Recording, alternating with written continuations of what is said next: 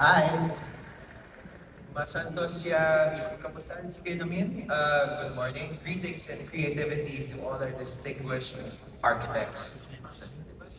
Palakpakan niyo naman ang inyong mga sarili.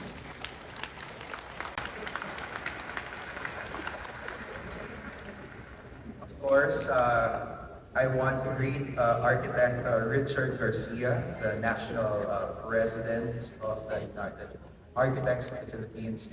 Architect Richard, thank you so much for inviting me again to grace this occasion. The last time I was here, it was PICC. It was a small room with about 100, 150 architects. So I'm very overwhelmed to see a sea of creatives here at the SMX. Of course, architect Armando de Guzman, UAP immediate past national president. Thank you so much for inviting me, sir. And of course, my friend, the architect Christian, who I met in Dubai when Senator Coco and I were there about 2 years ago for the Dubai Expo.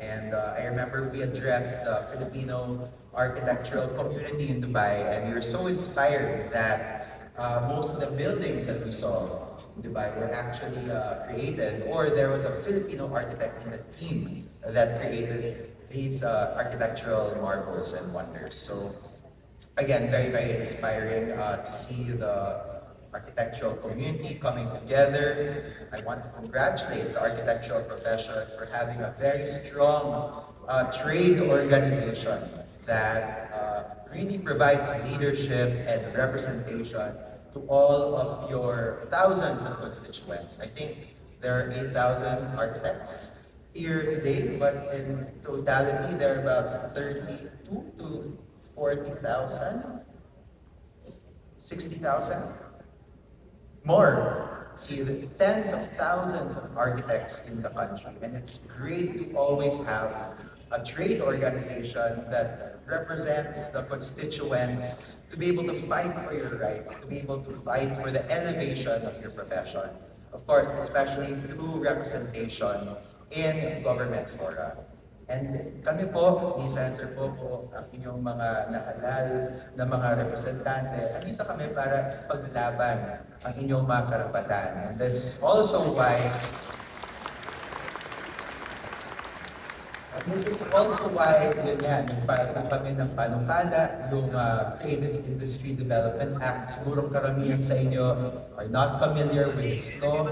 We really galvanized the entire creative community from theater directors, film actors, designers, fashion and furniture designers, architect, interior designers, game developers, chefs, at marami pang iba. Everybody got together during the pandemic. They met online via Zoom. Ang hearings po namin, 8 to 10 hours kada hearing per sector.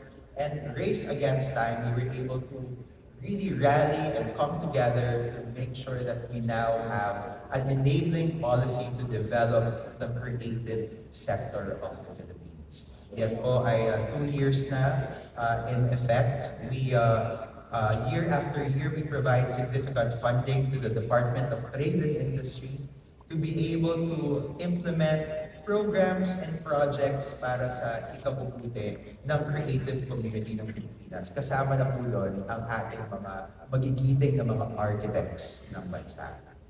So, does the bill, does the buck, does the work stop there in the creative industry law? Certainly not. Because even within the creative sector, in which there are 72 different creative industries that belong under this umbrella, kasama po doon architecture. Each sector has its own specificities. It has its own peculiarities. May mga pangangailangan ang bawat sector na kailangan i-address. And this is why we have filed additional legislation to help propel the architectural sector forward. Let me very briefly talk about each one. First is House Bill 2679, mandating the establishment of public architects' offices in every local government unit.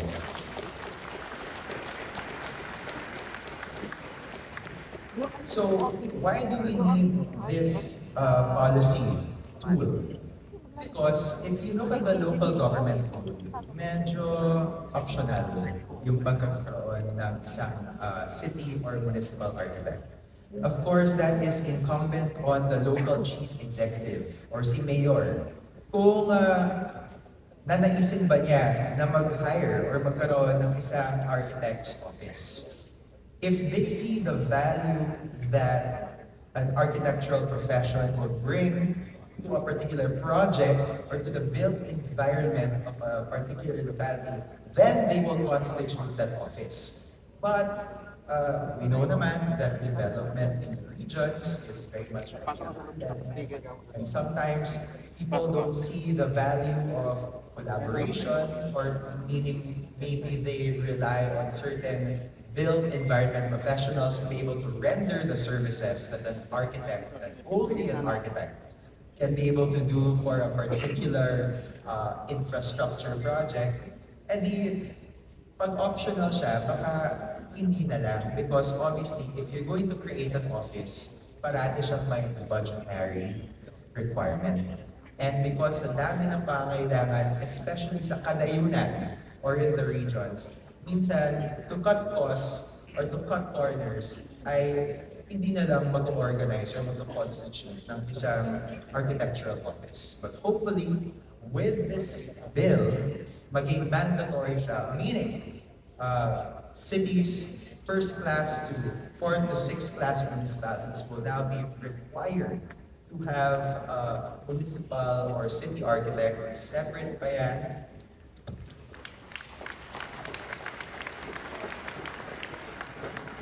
Separate pa yan din sa ibang offices that will also have a role to play dun sa tinatawag natin na creation of the built environment. And speaking of which, the second bill that we have filed is House Bill 614, which proposes the creation of a built environment council to champion architecture and the allied arts.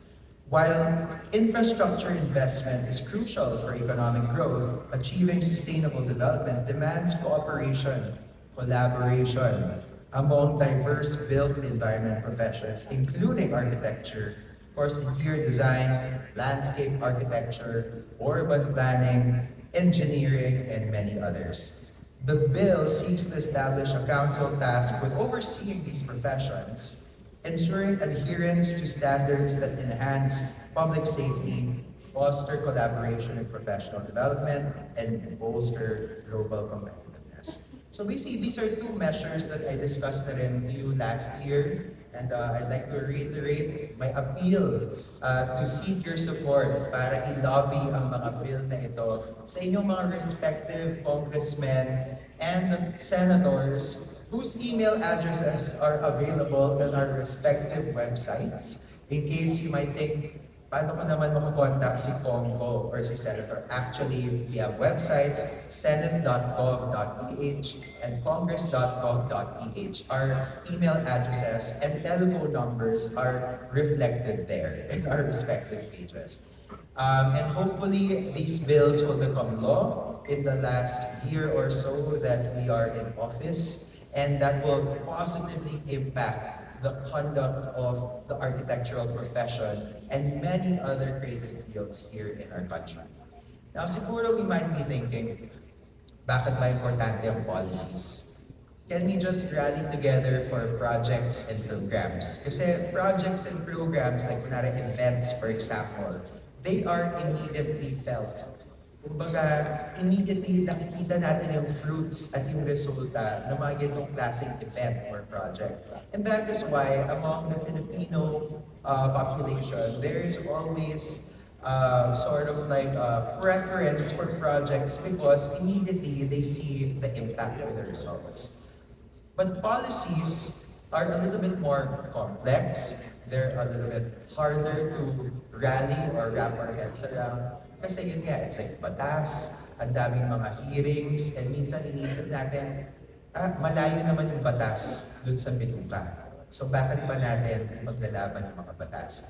On the contrary, it's actually the policies that will create more projects, that will positively impact the architectural profession, right? If we have a policy such as the mandatory architect's office, there will be more projects that our architects can be able to benefit from, especially in the regions. We have to decentralize creativity, move creativity away from highly urbanized cities and municipalities, bring it away decentralized to spread the benefits of creativity, to benefit those in the regions, in the hinterlands, in the peri-urban and rural communities. And so, kailangan, even if medyo hassle siya, kasi busy na tayo lahat, doing our own thing, fighting for our own projects, making sure that yung projects natin are quality para happy si client,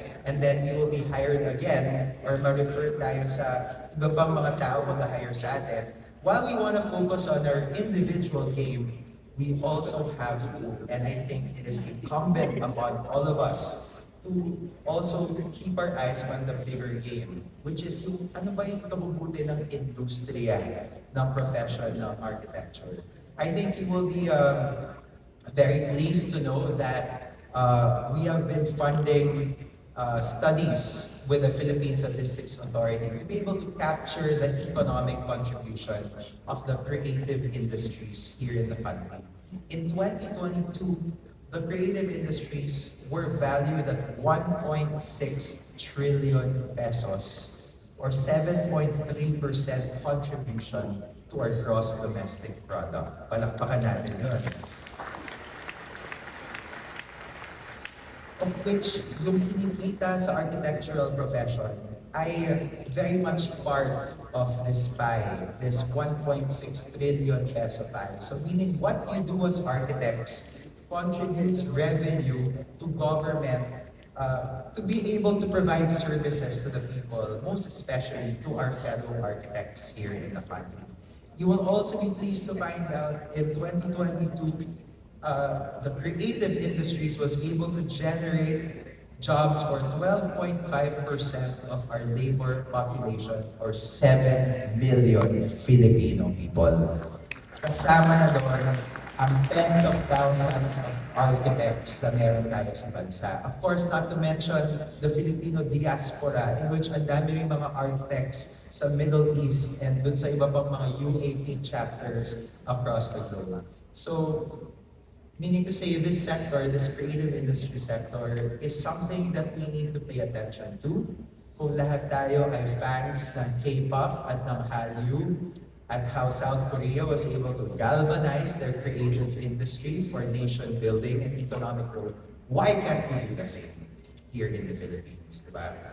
And I suppose on a parting note, I just want to emphasize the value that the architectural profession brings to the built environment. Because a well-designed piece of architecture is something that will achieve not only the intended outcomes or targets that a particular building has been identified by the client to be able to do, but also a well-designed piece of architecture also positively impacts mental health. It impacts other health outcomes. In fact, I remember nung kausap ko si Architect Carmen Jimenez Kong, and yung kanyang building sa Taguig, one of the first internationally certified green buildings in the country. The fact that the architecture is well created increases the overall productivity of the workers in that particular building. Plus, it positively impacts yung mental health ng mga workers na araw-araw pumapasok sa isang lugar. Conversely, our public health buildings, and you'll be pleased to know that in a recent conversation that I had with Secretary Ted Herbosa of the Department of Health, because he is a believer of creativity himself, because his daughter is a brand manager of a fashion designer who works in London. So, gets niya yung creative industry. Sabi ko sa kanya, Sec, you know what, it would be great if the architectural profession can collaborate more closely with the DOH. Kasi imagine if yung public health facilities natin are well-designed, mas mabilis gagaling yung mga pasyente, di ba? Yung mga public health workers natin ay mas gaganahan magtrabaho at mag-i-increase sa ating health outcomes. And you will be pleased to know that he was very receptive of this proposal, and we look forward na matuloy yung meeting, and we'll be sure to invite the UAP to that meeting para makapag-discuss tayo ng synergies para ma-transform ang mga regional government hospitals na meron tayo dito sa bansa. Maybe adaptively retrofit kung nagawa na para these adjustments will positively impact health outcomes. Another outcome of good architecture is tourism. A well-designed architectural marvel can be leveraged by an LGU for tourism purposes. Pwede yan isama sa mga tours na ino-offer nila sa mga turista na pupunta sa kanilang mga lugar. Diba? A well-designed bridge even can be leveraged for tourism, like what they're able to do in Australia and New York. Diba? Pwede mong lakarin yung ibabaw ng bridge, and then minsan nag-shoot pa yung mga Spider-Man at yung ibang mga pelikula sa mga building that are well-designed. So again, a well-designed piece of architecture will also positively impact tourism outcomes. And also finally, and I think the most important of that, is that a well-designed piece of architecture can improve outcomes on social inclusion and social cohesion. What does that mean? Pag may magandang, well-designed architectural marvel sa isang barangay, ikaka-proud at ikaka-proud yan yung mga tiga-barangay, yung mga marites sa barangay. It's something that they will proudly post on their social media and proudly tell all their friends about. And I guess, to bring it to a more personal example, I was approached by a group of bikers from my district, lobbying that sana magkaroon kami ng isang bikers den na pahingahan nila after having a 1 to 1.5 ride towards a barangay that was upland, which is informally called Tagaytay kasi malamig doon. And gusto nila sana ng pahingahan. They showed me an open field and they said, sige, let's work on this. And we reached out to our friends from Wensalino Architects, world-renowned, also winners at the World Architecture Festival. Baka we can design a piece of architecture that talaga will speak to the environment and will inspire the community and hopefully stimulate economic activity in this barangay na wala masyadong pumupunta. In fact, it's considered liblib. And yun na nga, natayo na yung bikers den, and nag-viral siya sa social media kasi maganda talaga yung pagkakadesign. And nakausap ko yung isa sa mga small business owners na nagsitayuan dun sa vicinity ng bikers den sa upland community. The small business, it's a cafe, it's called Highlands Cafe in the Sky. And I was talking to the owners and sabi ko, oh, so kamusta naman yung business nyo? Bakit nyo na-decide mag-put up ng business? And ano yung siguro advice niyo dun sa mga business owners tulad nyo na pinapangarap rin na magtayo ng restaurant or ng cafe, especially post-pandemic? Sabi nila, alam mo Kong, before we get into all of that, we just want to thank you because nagtayo kayo ng bikers den dito, of course in partnership with PWH na maganda yung design. And sabi ko, oh, so naka-impact ba yun sa inyo? Actually, kung more than the fact na nakapagtayo kami ng cafe, kasi dahil may bikers din, mas dinalayo, meaning may market na mga biker. And dahil may market, nag-stimulate siya ng economic activity dun sa barangay. Kaya nagsitayuan na yung mga cafe, restaurant, hintay na lang natin na may spa din. Kasi syempre, after mag-bike, gusto mo, diba, pinabasahan yung pa mo. But more than all of that, they were saying na, alam niyo po dati, pag tinatanong kami kung tiga saan kami, sasabihin namin yung pangalan ng barangay at sasabihin sa kanila, ay, di ba sa bundok yan? Ay, di ba liblib yan? But because of this architectural marvel na naitayo dun sa barangay, now when they say, tiga, dito kami sa barangay namin, sabihin nila yung pangalan ng barangay, sabihin ng mga tao, ay di ba dyan makikita yung bikers den na maganda? Gusto nga namin pumunta dyan. And actually, parang may katabihan na cafe na eh. So gusto nila namin pumunta doon. So meaning to say, architecture over health, over tourism, over social inclusion and cohesion, it also creates pride of place. Pride of place among the Filipino people. And that is why we are firm believers in the power of architecture. And that is why ako po, and I'm sure Senator Coco, the UAP leadership are with you in proposing more policies, championing advocacies that will fuel the growth of the architectural profession. And habang nandito po ako, I'm in my last 1 year in office before I graduate, 8 years na po akong congressman. Let's work together para itong mga bills na ito ay maging batas. How? Email your congressman. Email your senator. Our emails are located in the websites of our of Congress and the Senate. And just shoot a love letter. Write a love letter citing the importance of these bills and how it will positively impact the profession. If you don't want to do it for yourself because your architectural firm is successful, ang dami ng projects, ang dami ng clients, ang yaman nyo and everything, if you don't want to do it for yourself, do it for your colleagues. Do it for your neighbors who can benefit from having more projects that will positively impact their lives. And if you don't want to do it for your neighbors, let's do it for the next generation of architects. Diba? Para pag-graduate nila ay talagang in-demand ng architect kasi ang daming projects na nakakailangan ng servisyo ng isang architect. So, I guess on that note, medyo napahaba na yung message ko.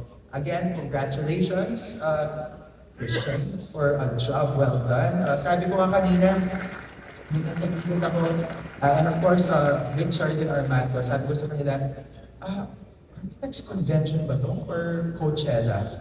Music Festival. Grabe, kasi parang rockstar ang ganda nung pagkakabuo nitong multi-day event. And actually, if you look around, everything you see here is creative. The fact that we're all together here in the SMX Convention Center, ang nag-design nito is an architect. At ang nag-organize nitong event na to is an events organizer, which is also creative. They're part of the creative services domain. Kung wala yung mga fashion designer, lahat tayo hubad ngayon. And they're also creatives, di ba? Kung pagpatak ng lunchtime at wala tayong kakainin, that's because walang chef. And chefs are also creative, di ba? Kung wala tayong magagandang visuals dito, black screen lang, boring, that's because walang creative who worked on it, walang graphic designer. Diba? So everything you see here in this hall is creative, such that a thought experiment occurred to me, kung mag-strike ang lahat ng creatives kasi hindi pinapansin ng government, hindi binibigyan ng pahalaga, mabubuhay pa kaya tayo kung wala ang creative? Diba? And that is why I'm a firm believer in the power of creativity. The architectural profession is a cornerstone of the creative economy. And again, in behalf of all of us in the National Congress, and of course, President Bongbong Marcos Jr. and Speaker Ferdinand Martin Romualdez, who have been very supportive of all of our creative initiatives here in the country. Maraming salamat po sa ating beloved architects. Thank you and have a good rest of your day. The future is creative. Well, thank you very much, Honorable Congressman of the Republic of the Philippines, Christopher Tolfo Depenesha.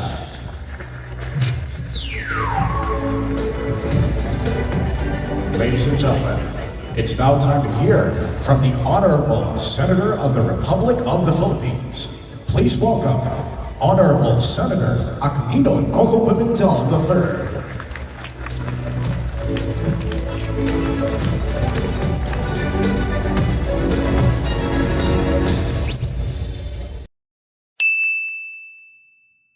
lahat.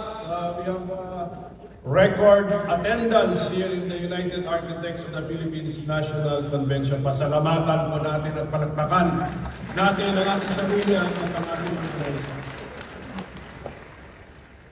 On behalf of the organizers, sorry for the late start today because they really pay attention to details. Ang dami namin pong briefing dun sa likod. And I am glad, no? Because in my interaction, in my public service, that is one characteristic or lack of characteristic I have noticed, the lack of attention to details. But when it comes to architects, yan pala inyong katangian. We need you! We need more architects! We need more Filipinos like this. Attention to details.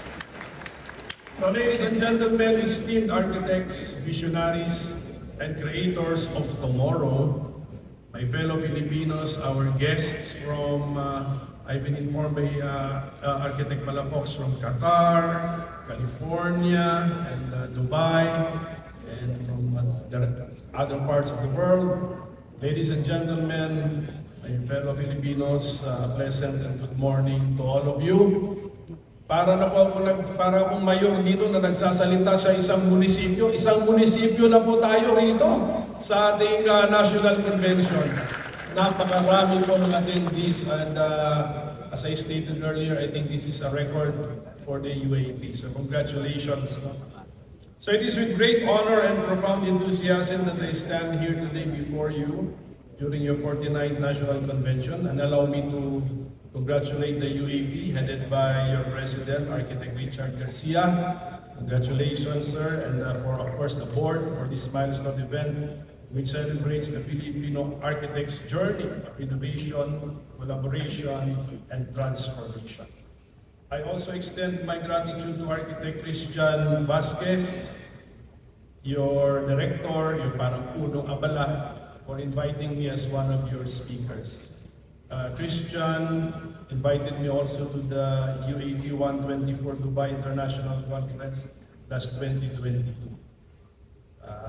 I explained to them the creatives law, and then I saw Dubai. Hindi ako madalas sa Dubai, but I think that was my first time in Dubai, and I was impressed with the landscape, and I was delighted when I got to know that Filipino architects had a hand in that very impressive world-class landscape of Dubai. So congratulations to the Filipino architects. Mahusay, magaling ang arkitektong Pilipino. The architect is so important, not only in our modern society today, but has been so for thousands of years. There is a documentary in YouTube about the 5,000-year history of architecture. The architect is so important that the word architect has been used to refer to God and to presidents. Alam niyo ba yun? Our Supreme Court has stated that the President is the chief architect of our nation's foreign policy. So the President must therefore be able to think like an architect. Come to think of it, it would be an asset to our country if an architect were to become a President of the Republic.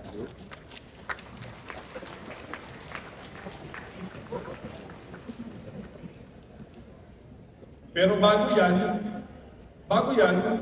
natin pag-usapan ang pagka-presidente, walang arkitektong senador. So, why not aspire in the coming 2025 elections? There should be a senator who is an architect by profession. Yung attention to detail sa filmmaking, mag-i-improve. If that is one of your characteristics, then that will improve. The 18th century theologian and philosopher William Paley, in his work Natural Theology, stated that if I saw a watch lying on the ground, I would infer that there must have been a watchmaker who intelligently designed and created it, as its intricate mechanisms and purposeful design point to a deliberate creator. In the same way, when we look at the complexity and order of the natural world, we can infer that there must be a divine architect or creator behind it all. Even God has been described as having architect-like abilities. Pero I will not add that you should aspire to be God, okay? Or to be God-like, as that would be impossible. But is it too much to ask for you to be creators? In my opening sentence, yung sa greetings ko po, I use the words visionaries and creators in the same breath as architects. Because that is what you are. You are visionaries and creators. The dictionary gives the word architect the following definition: a person who designs buildings and advises in their construction. Yan yung una. But there's a second one. A person who designs and guides a plan or undertaking. Being an architect encompasses far more than the technical aspects of planning, designing, and constructing buildings. You carry the transformative power not only to convert ideas into tangible spaces, but also to redefine the future of our nation. Architecture is both science and art. Alam na ninyo yan. It intricately weaves structural integrity, functionality, environmental sustainability, and geometry. Every artistic decision, from material selection to foundation planning, undergoes rigorous scrutiny through scientific lens. So attention to detail, gamit pa ang science-based. Yet architecture is also an expression of human creativity and innovation, and a narrative of culture, tradition, and history. The Filipino heritage is manifested in our architecture, from the adaptable and resourceful bahay kubo to the sturdy and symmetrical bahay na bato. From the intricate Baroque churches of the Spaniards to the elegant neoclassical and Art Deco institutions of the Americans. From the ornate mosques and torogan of Mindanao to the sleek modern skyscrapers of BGC. Each architectural marvel reflects the cultural values and identity of its time and place. In essence, every Filipino architect serves as a custodian of our national identity. By honoring and integrating elements of our rich heritage into contemporary designs, architects not only preserve our legacy, but also nurture a sense of pride and belonging among Filipinos.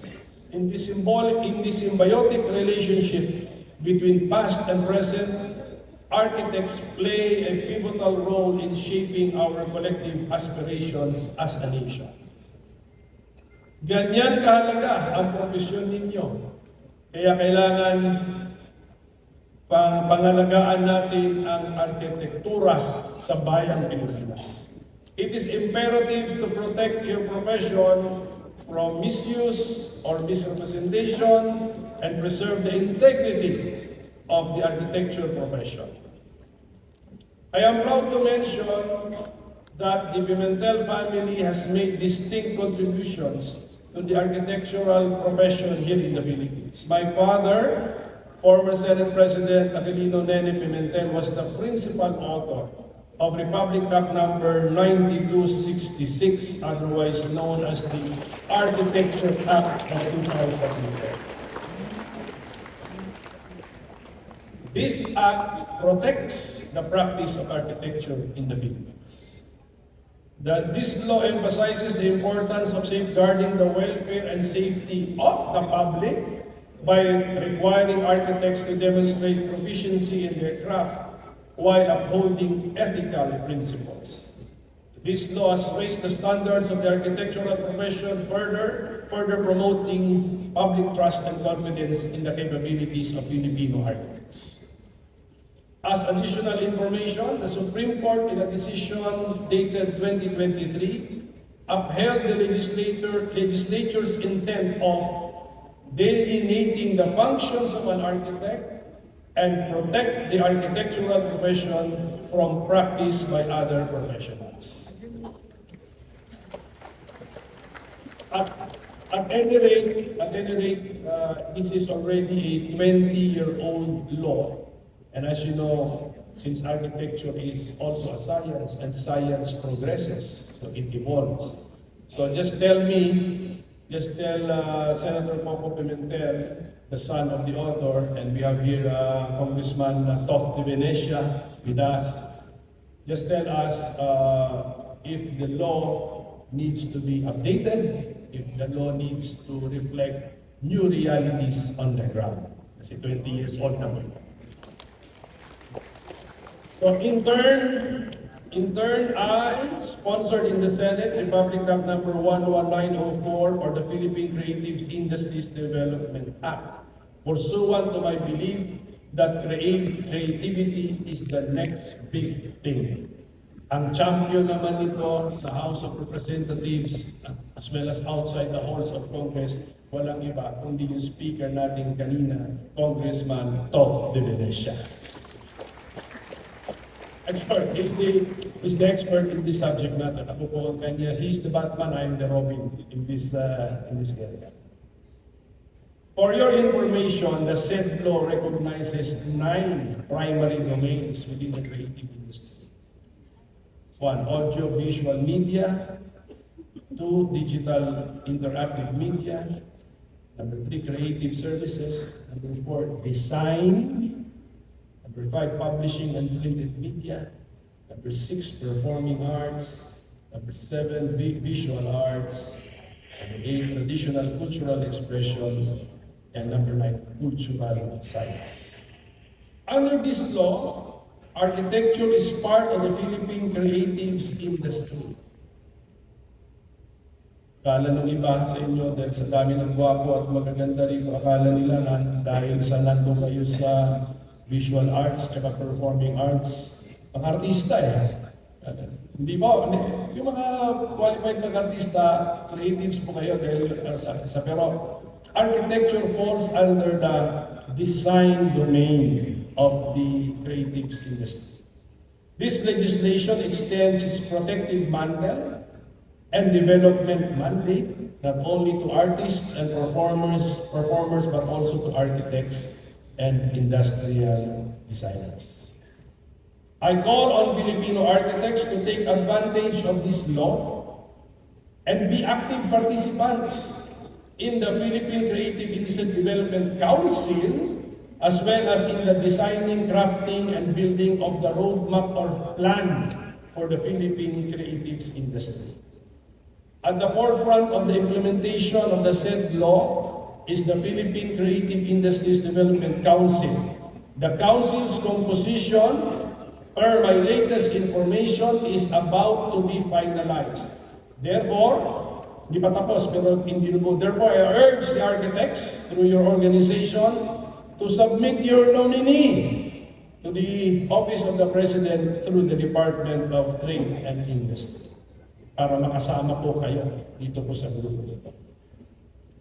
Ang isang profesyon na napakahalaga tulad ng arkitektura ay dapat tuloy-tuloy nating proteksyonan, palakasin at palaganapin. You, my dear architects, are visionary planners, designers, and builders too.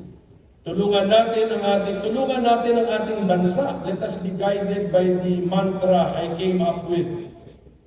Creativity, connectivity, community.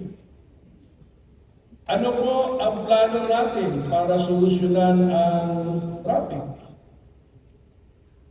ang baha, ang urban congestion? Paano natin magamit ang architecture para malabanan ang climate change? What is the Filipino future city like? Can we make it both affordable and beautiful? How do we preserve Filipino heritage in our own locally developed architectural designs? Paano natin labanan ang baha? Pwede bang gamitin ang architecture para mabawasan ang baha?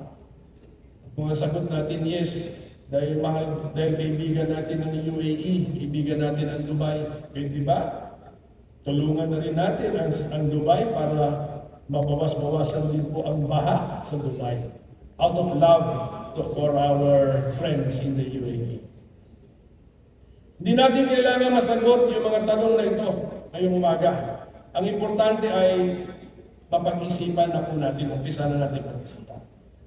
Because you are planners, therefore you are thinkers, and I know you know how to use your kokote.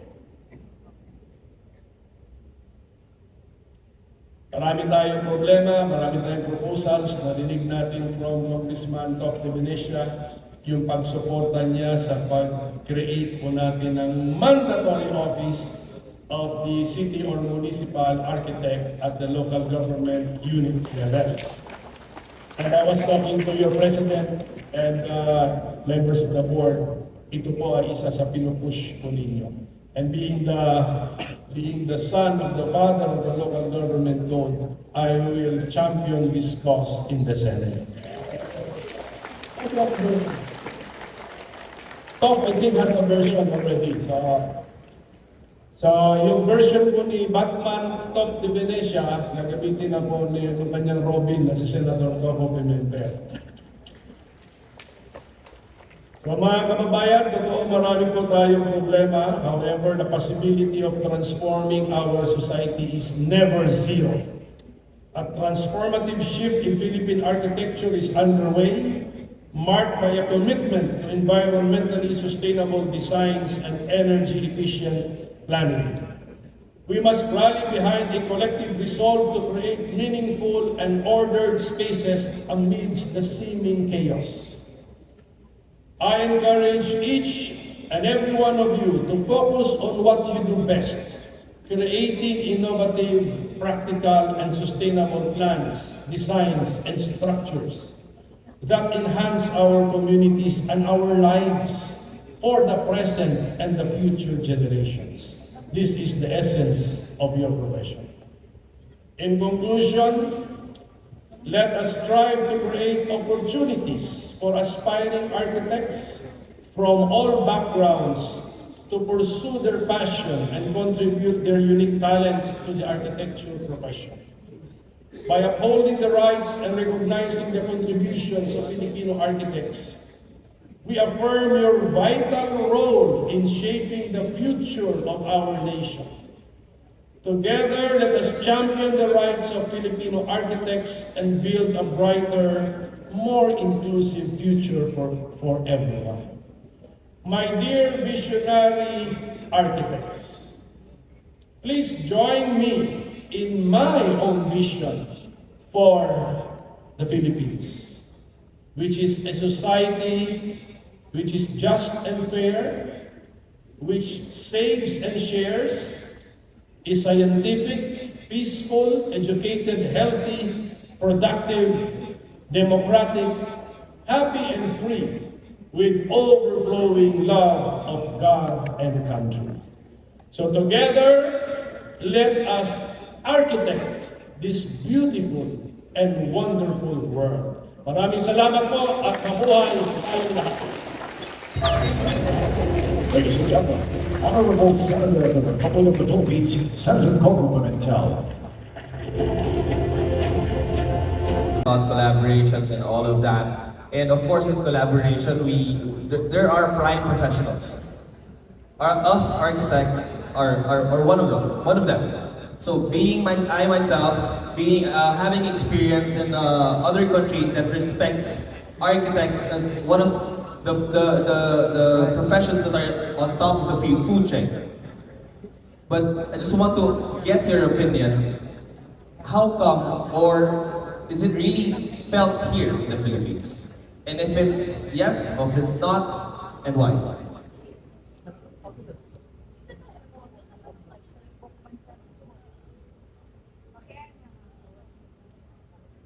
Yeah, sorry. The question, yes, the question is, how come architects, are architects being on top of the food chain or in the design?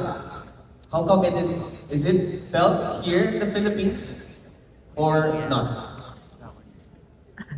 Because what I was saying is, coming from Dubai, I myself, companies or other fields, they know that in the design projects, we have architect on top of the food chain.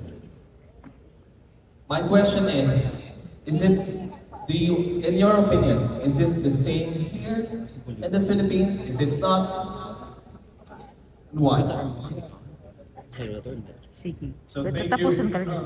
for that very difficult question. Graded recitation ba ito? I try my best. Actually, there is no escaping it because society is evolving. We come from time na we prioritize or value the physical or the material. Nag-evolve ang society. Now we're into the intangibles. We give value to intangibles. So architecture is design, intellectual creativity product. So there will be no escaping it. At nakikita na po natin, dati ang law lang is about engineers. Like 2004, meron na tayo one for the architects. Then we will continue to build upon that.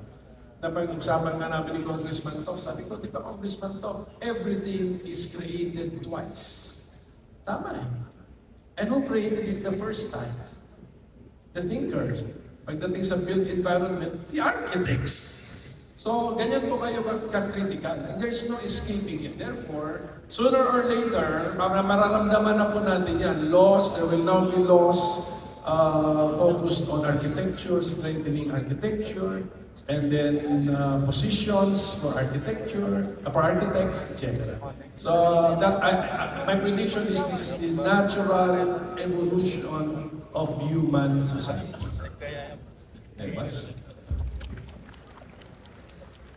Like, next? I'm still thinking. Hirap ng thesis ko eh. Again, I concur with the senator. That is a very hard question. Well, I just have to say, on a personal note, I always believe in the word that was mentioned by Congressman Tof about collaboration. You just have to understand that collaboration is equivalent to respect. So I respect my co-professionals. So what I do is, you have to first admit that you cannot do anything. Let's put it that way. So I get professionals with me towards that end goal. And us as architects, as we all know, it's not only A being the start of the alphabet, but we are the first ones who does this. Then we distribute it to our collaborators in the built industry. So, being felt, I would say, it's not naman na tayo mga arkitekto, ano naman natin tayo, di ba? Pag pumasok tayo sa isang, when we enter a room, we are always in the kabisera. That is waiting for us. But we have to act the part. We have to lead a project. Because what others see in 3D, we see in 10D. That's what I keep telling. Personally, I teach, that's what I keep telling the students. What we see in 3D, what they see in 3D, we see in 10D. Meaning we anticipate.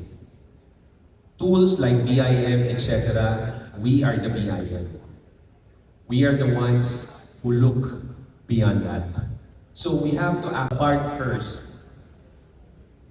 Suddenly it's smelling here. We have to act the part first before we say that it can be felt. And trust me, you will feel it. I concur. Medyo nakamay mo na. Just a quick one, yes. Yes.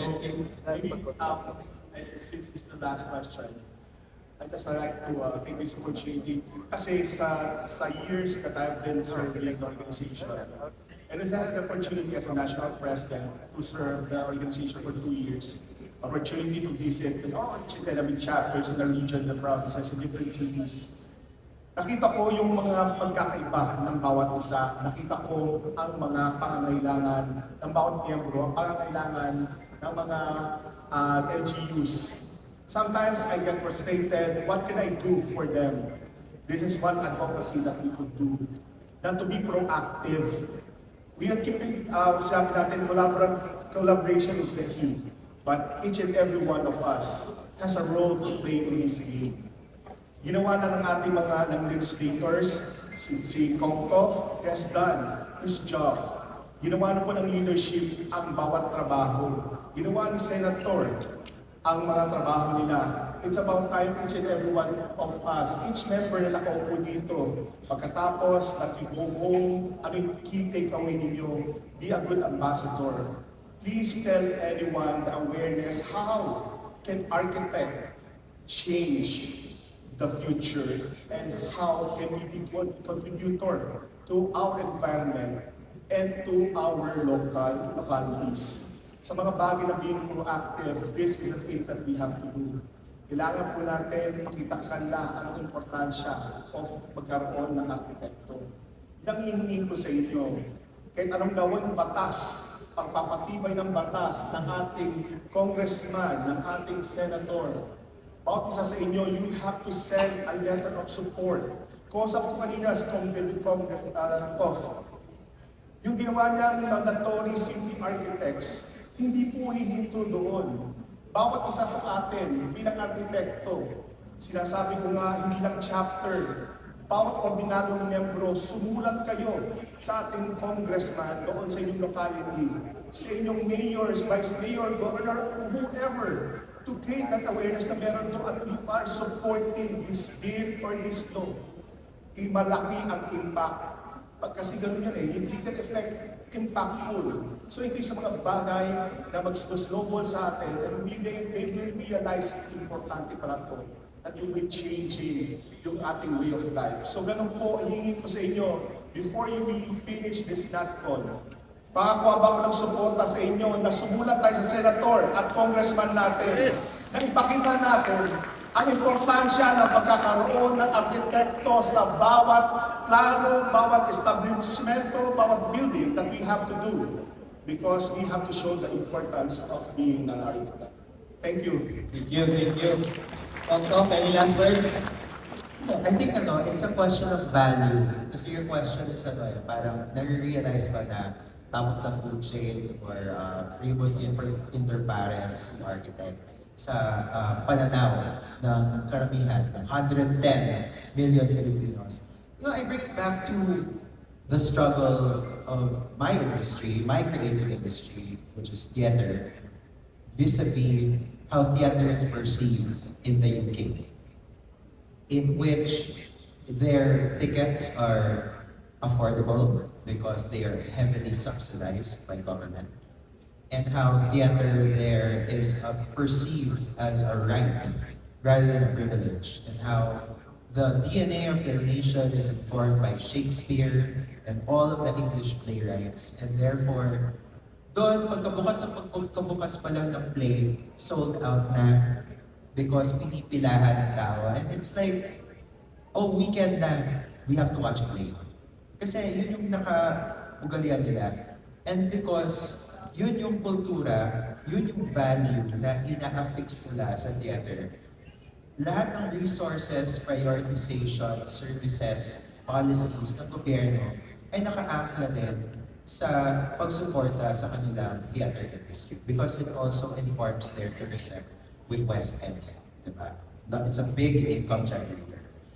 Closer to home, it's South Korea and the development of their content industries and the creation of the Hallyu wave, which then impacted not just their tourism but also soft power and how they are perceived by the rest of the world.